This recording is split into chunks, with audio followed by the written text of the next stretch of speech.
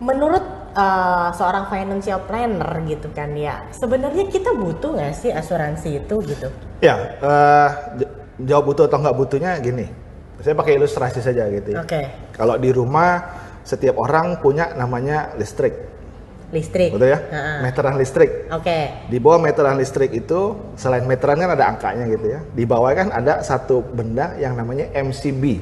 Oh ya, Ya, MCB itu fungsinya adalah untuk menjaga. menjaga supaya listrik di rumah kita aman. Jadi kalau terjadi korslet apa segala macam, maka yang korban adalah MCB-nya, dia akan turun. Misalnya jelek kan Ya, gitu. betul. Maka rumah kita aman. Ha-ha. Nah sekarang pertanyaannya, berani nggak rumah kita MCB-nya dicopot? Enggak dong. Jadi kalau korslet apa yang terjadi? Habis dong. Habis, rumah bisa Kebakaran. kebakaran. Nah jadi kalau rumah aja punya MCB untuk pengaman supaya kalau korslet rumahnya masih aman. Aha. Nah pertanyaannya, kita sebagai orang, sebagai manusia bisa nggak korslet?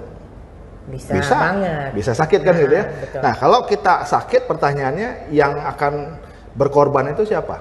Apakah seperti ada MCB itu atau enggak?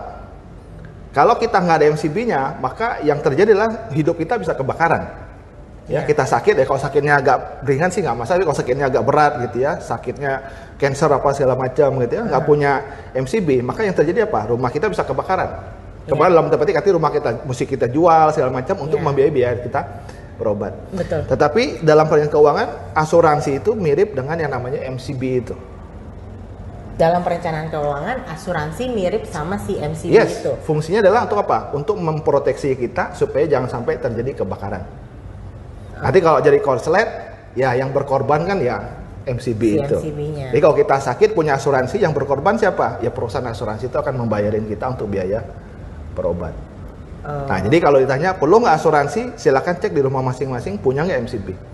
Nah kalau punya MCB, berani nggak MCB-nya itu dicopot? Kalau Anda nggak berani mencopot MCB di rumah Anda, maka Anda pun harus punya asuransi, karena asuransi itu filosofinya sama persis dengan MCB itu.